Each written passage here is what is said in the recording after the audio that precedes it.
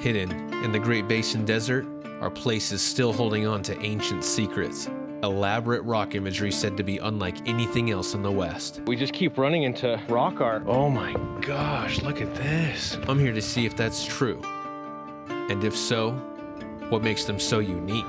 Looks like there's some anthros. Along the way, I come across some incredible clues and some truly unexpected finds. Pretty good chance that's a metate. But what I find in the end was unlike anything else I was expecting. Wow.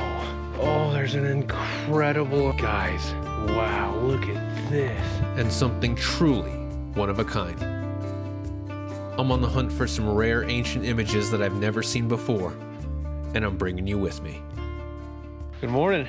Aaron here from Lost Varnish. Today I'm hiking an area that I've wanted to explore for a while. The weather is absolutely phenomenal. You would think that it's spring, but it's technically winter time. I'm on the fringes of the Great Basin Desert. Really warm right now, and it doesn't even feel like January. I think it's in the mid-50s. Thanks to everyone that's liked the videos and subscribed to the channel so far. Any like, any comment, any subscribe truly does help me out a lot. Thank you guys. Most of this area is known for being a travel corridor or hunting, basically intersections, travel points, things like that. I think that it's most often those places that have some of the most extraordinary rock imagery. You get these layers and layers and layers of all of these different time periods and people, and I think that just adds to it even more.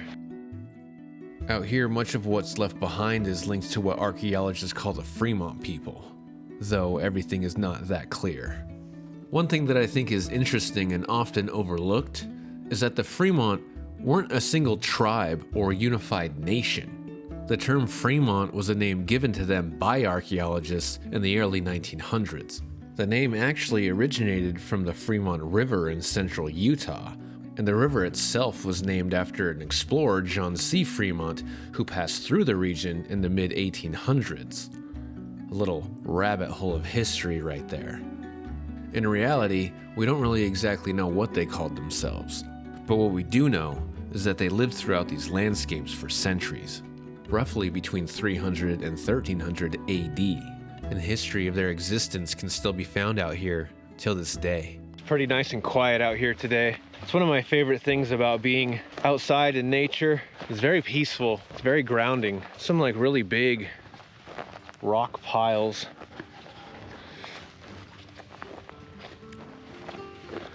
This could easily have been a pit house right here. If you've seen enough pit houses, you'll kind of know what they look like. They usually have some sort of rock ring to them and then some sort of depression in the ground. Fremont people would build halfway underground and then build this sort of roof shelter, and then that would be one of their dwellings. I don't know if this is exactly a pit house, but if you ask me, it really does look like one, like it could have been. I started checking the ground for anything I could.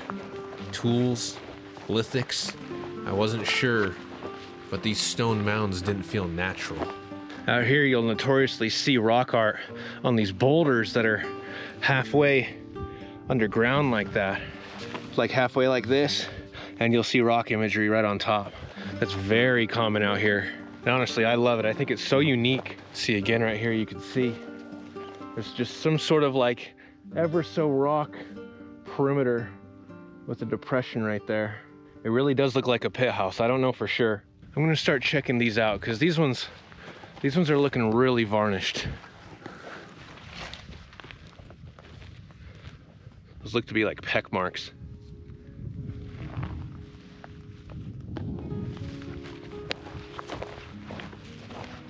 Look at this.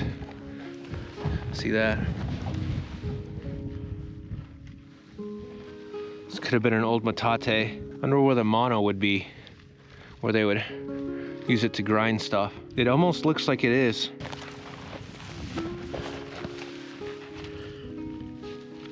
Could be. You can see the little ripples. Pretty good chance that's a metate.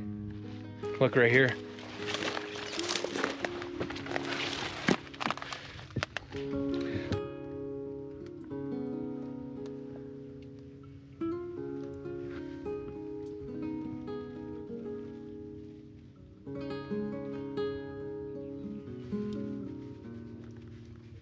I can't really make out anything other than the squiggly at the top.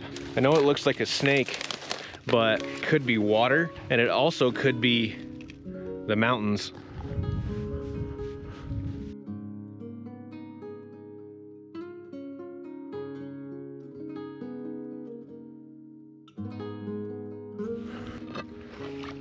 Looks like there's something else right here. This actually does wrap all the way around, you can see. And it comes all the way around. Over the top. Sweet, we're probably gonna run into some pretty fascinating stuff today. We're starting to run into pecked up rocks all over the place, so this is a really good sign. How exciting.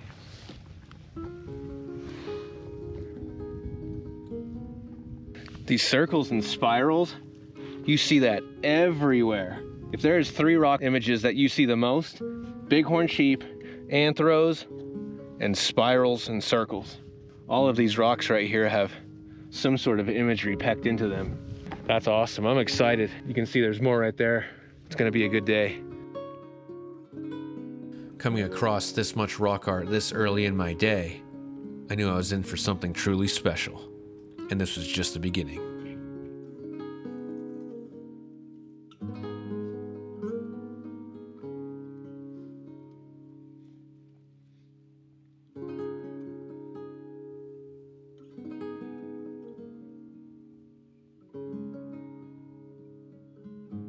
You know, the longer I look at this, the more it looks like it could be some sort of a bird. And these could be feathers right here.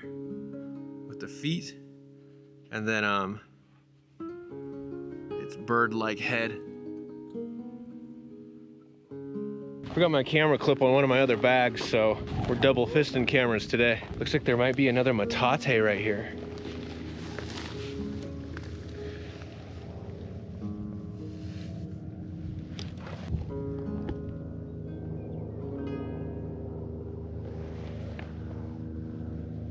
I think it's a metate because one, it's really long, and that's kind of common for metates, is to have that long, because they would grind just like that.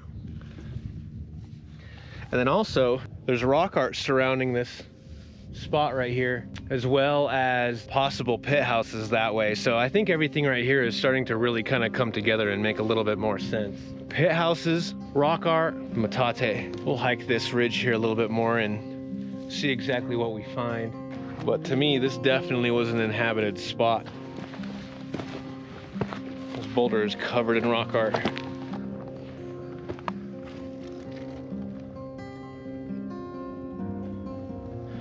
Looks like there's some anthros possible. There's scratch marks, pecking. That goes all the way right here, but you can see the varnish has reclaimed it. That's what makes me think it might be pretty old. There's even more super dark pecking right here.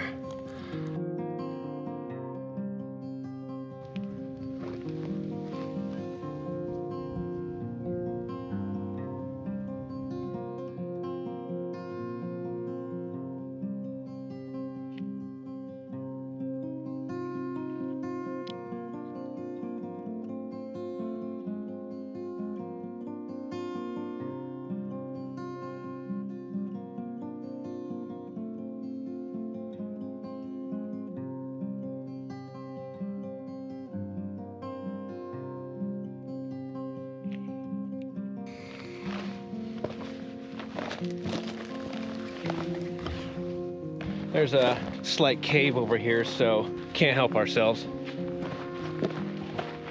See if there's anything up in here.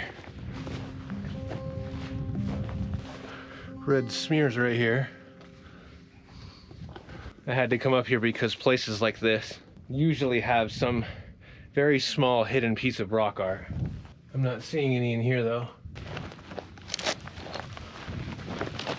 I'm sure I could probably look at this specific section of rocks and just find rock art forever.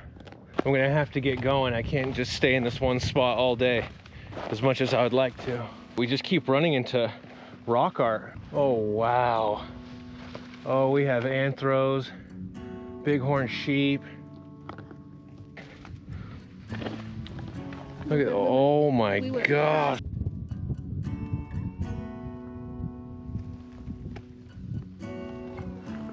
So it looks like we have rock art on this boulder right here, as well as some anthros right here, and then some more up here. Oh, there's bighorn sheep everywhere right here, and more spirals. Oh my gosh, look at this.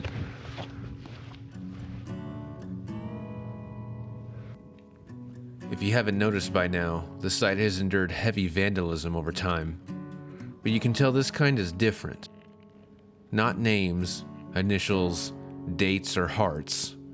In my opinion, something a little bit more selfish. One thing I've always found fascinating about rock images left here by people that have lived here thousands of years before us is that those images are tied directly to the landscape and to the exact place the artist chose to leave them. The only way to truly experience them is to stand in the exact spot that artist once stood. This site has been robbed of that. Whether it's done for education, preservation, or for someone's own personal collection, I can't agree with stealing that quality from something so special and so meaningful. The deeper you look, the worse the damage gets, leaving behind only fragments and pieces of what was once here.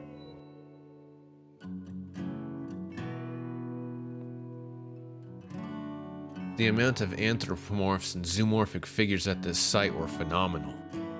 Right away, one figure stood out to me more than anything else. It's so clearly a deer. You can see the body, the mule neck, and even what appears to be antlers branching out of its head. Compared to a lot of rock imagery where forms could be abstract and hard to interpret, this one feels so intentional, almost unmistakable.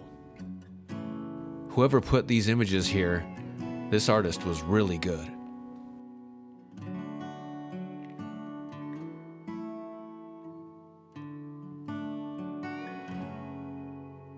It felt like everywhere I stood, no matter which direction I looked, anything made of stone had something on it. The many different styles was obvious. Many different artists through many different centuries.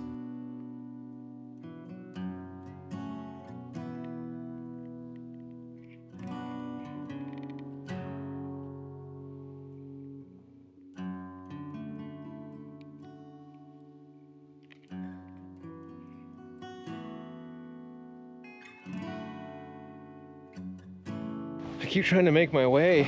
It seems like every little time we start walking, we keep running into pretty big boulder rock art sites. Right here, and right here as well. More spirals. I feel like I've seen something that resembles this at a rock art site I've explored not too far away from here.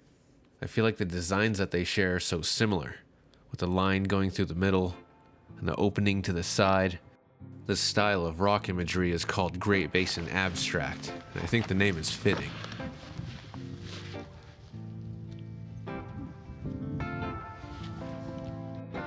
Look at this even more right here. Every now and again out of the corner of my eye, I'd see an image that looks like a grid pattern. It looks much older than the other ones. It seems with every step I took, a new collection would be awaiting on the next boulder. I wonder what that means. I have seen that all over the Great Basin Desert. These rocks,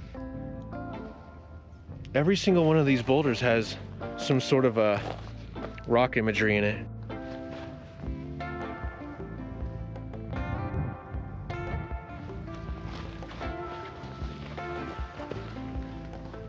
I see these a lot too. Is what kind of looks like a rainbow. I've even seen those in southern Utah as well. Wow. Found something pretty cool right here. Look at this. The lighting is really tough today. That looks like a star or the sun.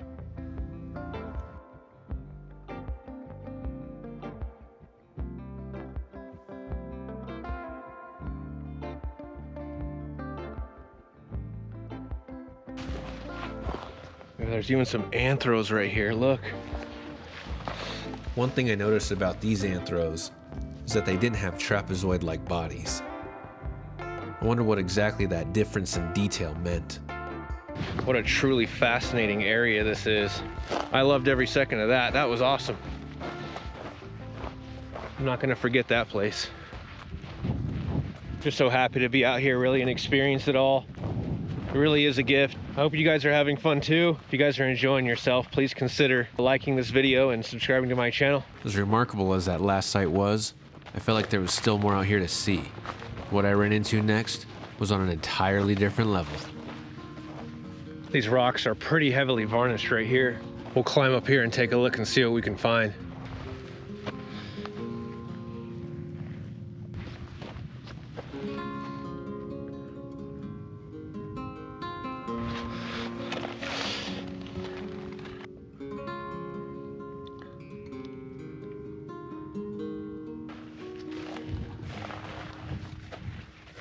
Oh, there's some more over there.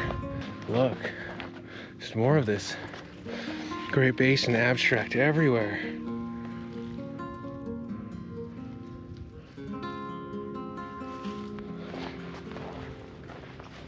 Wow. Look at that. This was unlike any rock art I had ever seen. Wow. The way it curved, its color. Something about this imagery was completely different. It makes me wonder if it's because this is older. Researchers have suggested that imagery like this could date back to the Archaic period, a time way long before permanent villages, when people were moving through landscapes seasonally. If this was left here by archaic people, this site could be over 4,000 years old. The shape of whatever this was had the same exact shape of what I thought was a bird earlier on that rock.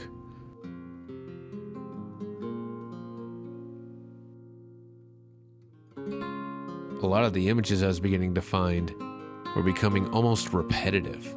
Different, but still the same.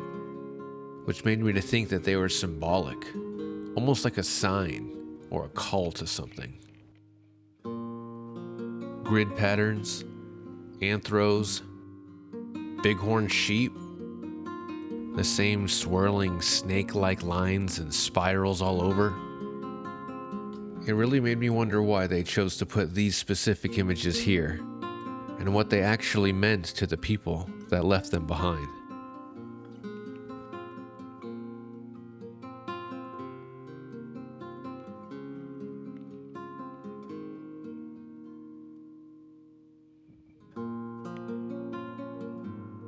Wow, what a privilege. This is incredible. There's a humongous anthropomorph over here, the biggest one I've seen today.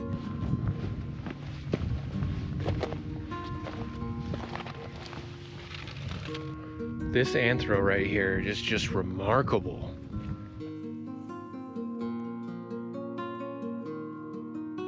Was it holding on to a shield? Is it another human-like figure? What was the point of the pecking details surrounding the top of its head? Many details of this anthro had me curious. What an incredible spot this is. Absolutely fascinating. There's even divot marks here too, like the spot that I saw away in northern Utah. Just incredible. Wow. Oh, there's an incredible, guys, wow, look at this. Wow. I'm gonna try and stay out of the way here on the light.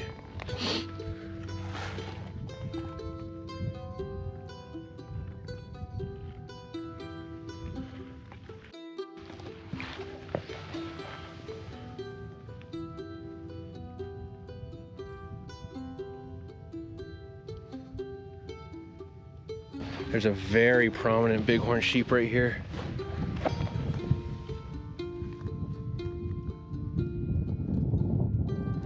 And just an incredible anthropomorph.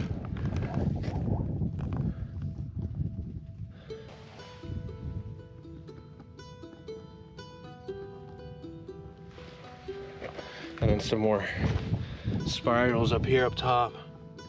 These big, long, curved lines, the strange shapes, what appears to be like some sort of winged creature, was unlike any sort of rock art I've seen in this area before.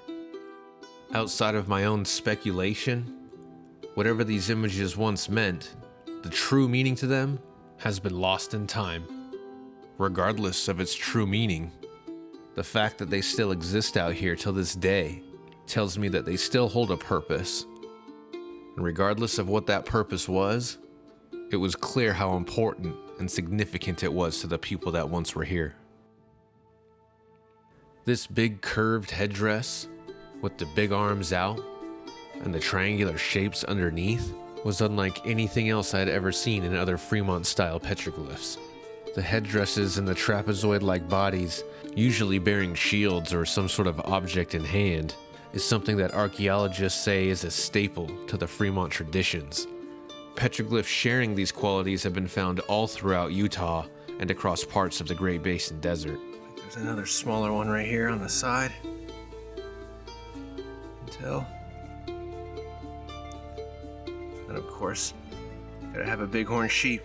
A couple spirals right here in the back. I've heard that spirals like this have often been interpreted as a representation of life and the layers of years that build over time. A start and an end, with everything in between. In a place like this, that idea feels especially real. Those anthropomorphs over there, incredible. Big headdress, big body, very prominent. This was very much a very busy place for sure. I think that's one of the things that fascinates me the most about rock images, is they're just so different from region to region where you go. Kind of don't want to take off yet, but if I don't, we're gonna be running out of daylight. We'll be walking back to the car in the dark. This is an awesome location right here. Very glad I got to come here and check this out. I kept moving through the landscape, and everywhere I looked, there was more. Small hidden pieces of rock art scattered practically all around me. I'd be surprised to not see anything at this point with how much that we've seen today. A lot of people consider this part of the Great Basin Desert as something like an ancient highway, the dried up beaches of the ancient Lake Bonneville. Out here, the wide open landscape is much easier to move through quickly, far easier than navigating the steep, broken terrain in the mountains nearby, and it'd create places just like this, natural stopping points in the desert that people would visit over and over again for centuries. And this boulder right here, I swear I've seen this like almost ribcage style glyph so many times today. Oh, there's even a bighorn sheep. Look at that.